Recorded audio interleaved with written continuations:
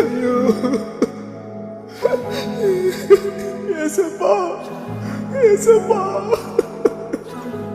எனக்கு முடியலப்பா.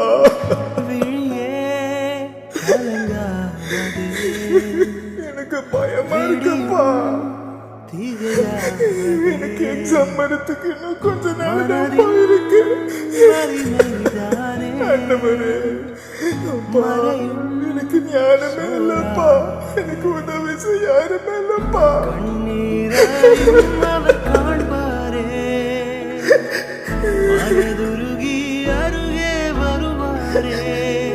எனக்கு உதவி செய்வீங்களாப்பா?